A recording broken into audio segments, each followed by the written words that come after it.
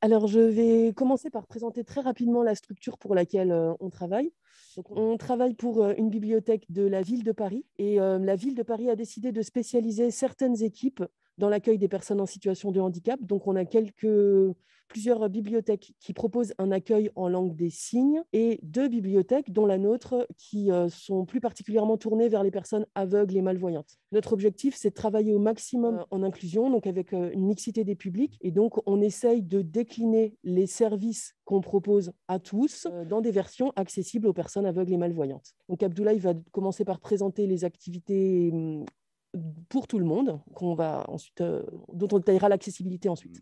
Des aides numériques, 2 heures par semaine et un atelier numérique une fois toutes les 2 semaines. Un atelier numérique avec des thématiques diverses et variées. Ça peut aller de Twitter à Facebook, à comment éviter de se faire arnaquer lors de ses achats en ligne. Voilà. Et l'aide numérique, ça, c'est une aide donc, qu'on propose, comme je vous l'ai dit, 2 heures par semaine. C'est une aide individualisée.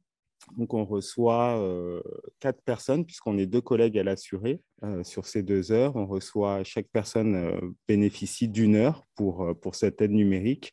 Et là, donc, aide individualisée, les sujets sont vraiment divers également. Ça peut être, alors, pour les supports, ça peut être tablette, ça peut être smartphone, PC et Mac, à utiliser la bibliothèque numérique sur sa tablette, à mon ordinateur bug. Pourquoi?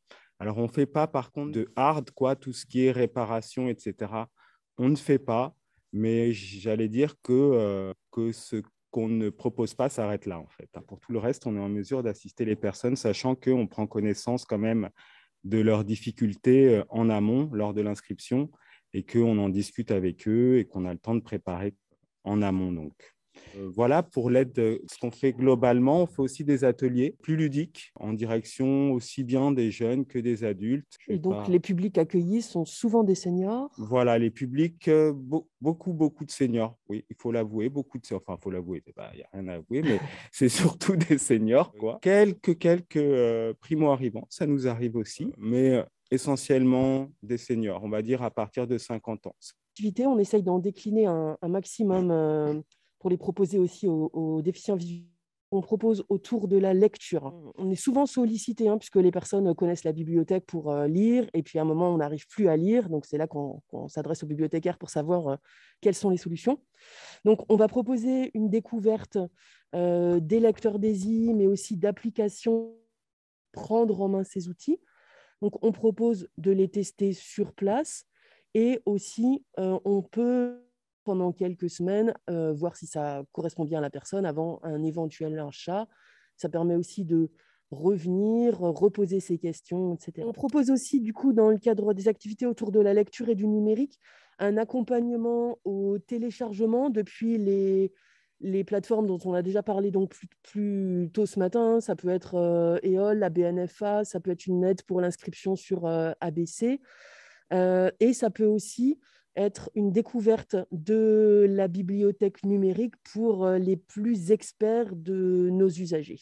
Et puis du coup, je te laisse parler des questions plus ponctuelles qui viennent sur smartphone et tablette. Donc, nous, comme je vous l'ai dit, à la médiation numérique, donc on propose des aides à destination de tous les publics. On prend quand même le soin de distinguer les rendez-vous pour une première approche. C'est-à-dire qu'on ne prend pas rendez-vous pour 1 heure sur une aide lambda, parce que des fois, ça peut nécessiter plus. Quand même, on part du principe que ça nécessite plus d'attention. Donc, souvent, on va avoir des créneaux supplémentaires et là qui vont dépendre de la disponibilité de la personne pour une prise de rendez-vous. Et le rendez-vous, ce n'est pas forcément 1 heure, c'est souvent d'ailleurs 1 heure et demie, 2 heures. Et souvent, le premier rendez-vous, voilà, donc je demande à ce qu'Hélène soit là pour le premier rendez-vous, pour qu'elle cerne au mieux les besoins en fait de la personne. Qu'elle cerne au mieux avec moi, mais qu'elle soit là quand même, parce qu'il y a des choses qui peuvent m'échapper. Personnes malvoyantes qui utilisent leur écran encore de façon visuelle. Et puis parfois, vous le savez bien, on est sur des personnes qui sont un peu à la limite entre les deux. Donc on essaye de conjuguer nos compétences pour à proposer une réponse la plus personnalisée possible. Par exemple, là, il y a une dame qui nous a appelé pas plus tard que la semaine dernière pour prendre rendez-vous au collègue qui a pris le rendez-vous. Donc, j'ai été prévenu de cet appel. Je lui demande si elle a des soucis en informatique, si elle maîtrise le clavier, souris, si elle utilise des logiciels particuliers. Elle me dit non, non, non, je n'utilise rien. Alors, j'ai subi une opération, donc du coup, je ne vois plus très bien. Mais alors, quel est votre degré d'autonomie au niveau de la vision? Est-ce que vous... je ne sais pas très bien. Alors, ben voilà, là, typiquement, je ne sais pas qui va arriver. J'ai pas réussi vraiment, elle n'a pas réussi vraiment à définir son besoin, son degré d'autonomie. Donc, typiquement, j'ai demandé à Hélène de bien vouloir... alors, malheureusement, elle n'est pas disponible en ce moment. Donc, le rendez-vous est repoussé à janvier, mais début janvier, on va la recevoir tous les deux, quoi. Ouais. On a des questions que les gens nous posent. Donc, les questions sur lesquelles on sollicite beaucoup pour l'aide individuelle, ça peut être parfois de l'aide pour le paramétrage, notamment sur les smartphones. Beaucoup de questions aussi autour des podcasts, mais aussi des démarches de la vie quotidienne. Pour rebondir sur ce qui a été présenté hier après-midi, comment est-ce qu'on peut utiliser Doctolib? Est-ce qu'on peut y arriver? Donc voilà, et ça va être aussi vraiment des questions, les mêmes questions, on se rend compte, que celles qui sont posées par les seniors qui fréquentent l'aide numérique classique. Téléchargement d'applications. Tout à fait les mêmes questions. Beaucoup de podcasts. Oui, le podcast est une thématique à la mode chez nous en ce moment. Donc là, on vous a présenté ce qui concernait l'aide individualisée. On va passer aux animations qu'on propose davantage en petits groupes. Voilà, donc nous, à la médiation numérique à Duras, on a une petite caractéristique, c'est qu'on a des outils qu'on utilise dans les Fab Labs. Je ne sais pas si vous connaissez ce qu'est les Fab Labs sont des lieux ouverts à tous où des outils numériques sont proposés aux usagers. Alors, nous, on a une découpeuse vinyle. Ça permet de faire des stickers, ça permet de floquer des motifs sur des t-shirts, ça permet de faire de la signalétique, de la déco. Donc, c'est une imprimante 2D en fait qui va découper différents matériaux. Voilà, ça c'est la découpeuse vinyle. On a aussi une imprimante 3D. C'est très en vogue en ce moment. Nous, on a la chance d'en avoir même deux.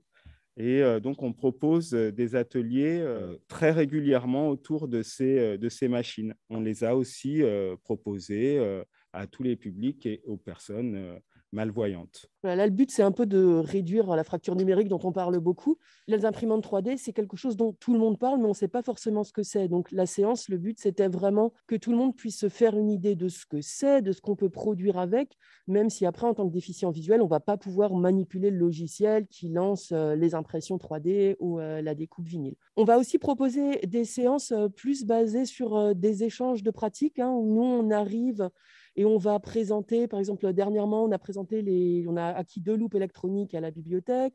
On a présenté quelques applications iPhone en lien avec la vie quotidienne. Et on souhaite que les participants échangent entre eux sur la façon dont ils les utilisent déjà. Certains sont encore sur PC, d'autres sont déjà passés sur des solutions mobiles. Ça permet aux gens qui viennent nous voir de prendre confiance aussi en eux, puisqu'ils n'en sont pas tous au même point de leur parcours par rapport à la déficience visuelle. La plupart sont des déficients visuels récents qui, du coup, sont encore en train de se poser plein de questions sur leur équipement. Et donc, ces séances marchent bien. Et d'ailleurs, on a déjà des demandes exprimées pour les séances futures. Vraiment, ils aimeraient qu'on fasse une séance en extérieur. Pour conclure, donc, on propose un certain nombre de choses ici qu'on a essayé de vous présenter là, mais dans certains cas, on réoriente les personnes vers d'autres structures. Nous, ici, on ne propose pas un cours d'informatique. On vient tous les mardis à 15h pendant 1 an pour découvrir complètement les choses. On va répondre à des questions ponctuelles. On va proposer une aide personnalisée. On va accompagner les personnes et animer un petit peu les choses. Et puis, toujours dans notre but d'essayer d'adapter au maximum tout ce qu'on propose là, un nouveau défi va s'offrir à nous, puisqu'en 2023, au sein de notre bibliothèque, il y aura un Fab Lab. Donc là aussi, on va se poser les questions de quelles activités accessibles on pourra proposer au sein de ce Fab Lab. Bon, oui, d'abord, bonjour à Hélène et Abdoulaye, hein, je suis ravie de vous retrouver. Alors déjà, je peux témoigner pour avoir profité des services de la médiathèque Marguerite Duras. C'est un endroit bien agréable, donc j'invite tous ceux qui sont pas loin à venir. Et du coup, j'enchaîne sur une des questions qui est tombée dans le chat, de savoir quelles sont les conditions pour accéder au service. Alors, la personne qui a posé la question a écrit: faut-il habiter Paris? Mais je vous laisse préciser les conditions d'accès à vos services. Donc non, il n'est pas nécessaire d'habiter Paris. Il est nécessaire par contre de s'inscrire à la bibliothèque. Pour s'inscrire à la bibliothèque, il faut venir avec une pièce d'identité, encore mieux avec sa carte d'invalidité. Comme ça, on est directement inscrit avec la gratuité. Quels sont les freins qui empêchent les personnes de venir en médiathèque? Parce que personnellement, je pense je ne pense pas être la seule, mais il me semble que cette solution d'intégrer ces services dans la médiathèque, c'est-à-dire dans le même service que le voisin, que la voisine, ça me paraît une solution la meilleure, parce qu'on est dans un environnement, on va dire, classique. Quels sont les freins que vous aurez pu identifier qui font que les déficients visuels ne viennent pas ou viennent peu ou pas assez, ou c'est un manque d'information, c'est une peur? Maintenant, vous devez avoir un peu de recul là-dessus. Alors oui, pour certains, il y a un manque d'information, mais nous, on ne se plaint pas du tout de la fréquentation. On a un groupe qui vient régulièrement.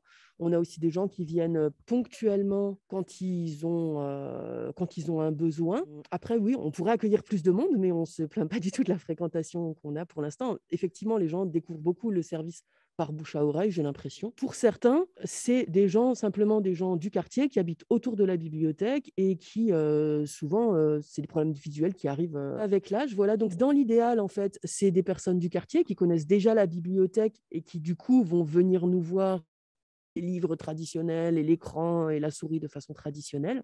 On a aussi des gens qui viennent de plus loin. On n'a pas l'impression de manquer d'usagers, en tout cas. On a des gens qui viennent régulièrement parce qu'ils font confiance à ce qu'on leur propose de découvrir et des gens qui nous sollicitent ponctuellement quand ils ont une question, un problème précis à résoudre. Dans quel cas, enfin, pour quelle action vous utilisez cette découpeuse? Alors, j'imagine que c'est plus dans le domaine du handicap visuel. En fait, à la base, la découpeuse vinyle comme l'imprimante 3D, voilà, le but, c'était d'introduire une dimension ludique à la médiathèque avec des ateliers créatifs. Donc, avec cette découpeuse vinyle, on essaye de créer des choses. Donc, comme je l'ai dit, ça va être faire des stickers à poser sur des pots de confiture, faire des motifs rigolos, des pochoirs à mettre sur son t-shirt ou son sweatshirt. Après, donc, on n'a pas eu spécialement d'activité en lien avec la déficience visuelle. Voilà. Maintenant, on sait que quand on colle ces stickers, on peut en général en suivre le contour avec les doigts. On n'a pas eu non plus de demande spécifique là-dessus pour l'instant. Voilà. Et c'est vrai que par contre, ce qui est dommage, c'est qu'effectivement, comme le disait Hélène, c'est que les logiciels ne sont pas adaptés. Donc, voilà. Par contre, sur le rendu, c'est forcément accessible puisqu'il y a le toucher, aussi bien pour ce qui est du rendu d'une impression 3D et de la découpeuse vinyle. De la granulosité du support. Voilà. Par contre, nos fidèles usagers ont déjà participé à une animation donc plutôt musicale autour de la musique qui présentait Woodstock et sont repartis avec le petit emblème de Woodstock réalisé à l'imprimante 3D sous forme de porte-clés. Ah ben voilà. Et au niveau du Fab Lab, vous avez des projets plus en lien avec la déficience visuelle parce qu'il me semble quand même que le 3D est une solution, en tout cas une des solutions intéressantes à explorer pour l'avenir. Par exemple, pour l'impression, je ne sais pas moi, de cartes, de schémas. Et alors, c'est vrai que c'est encore très long. Enfin, je ne sais pas quel type d'imprimante vous avez, mais ça prend beaucoup de temps. Mais vous, quelle est votre impression sur cette nouvelle voie à explorer? Alors pour l'instant, on en est à rencontrer les autres Fab Labs qui ont travaillé aussi autour du thème du handicap ou de la déficience visuelle. Ce qui ressort, c'est que effectivement les outils vraiment, les logiciels ne sont pas accessibles. Donc ça va vraiment être, je pense, effectivement, plus du travail en groupe. On en est encore à la phase de, voilà, de prospection en fait, et de réflexion. Voilà, il y a un festival numérique qui est organisé tous les ans par la ville de Paris. Et justement, on est en contact avec un Fab Lab qui lui-même est en train de développer des idées d'ateliers de création qui permettraient au public déficient visuel d'être partie prenante, intégralement partie prenante. Voilà, ce à quoi Abdoulaye fait allusion, par exemple, une des premières choses qu'on pourrait peut-être accueillir, c'est une activité autour de Lego connecté. Alors, il y a une question qui vient tout juste de tomber, mais vous pouvez trouver le programme de la médiathèque. Peut-être vous pouvez en dire plus pour une lettre d'information ou Oui, alors nous, on peut envoyer par mail une lettre d'information. Donc ça, il suffit de m'envoyer votre contact, par exemple, si vous le souhaitez. Donc mon adresse mail, c'est Hélène, Helene.kudzia, Kudzia, @paris.fr. Donc là, l'information vient à vous, une fois que c'est une newsletter. Et sinon, effectivement, on peut retrouver les activités qu'on propose sur le site Que faire à Paris. Sur le portail des bibliothèques aussi, il y a un lien handicap et après, on retrouve l'agenda des activités accessibles. Très bien. Eh ben, de mon côté, j'ai épuisé tout mon stock de questions. Eh bien, merci beaucoup à tous les deux, en dépit de ces conditions un peu compliquées. C'était, je pense, vraiment intéressant de pouvoir avoir le point de vue d'une bibliothèque municipale sur ces questions-là. Puis on n'a pas souvent l'occasion d'ailleurs de voir des bibliothécaires qui parlent de ce qu'ils font. Donc c'est très agréable. On vous remercie. On vous invite bien évidemment, si vous en avez la possibilité, à rester avec nous pour suivre l'ensemble des débats.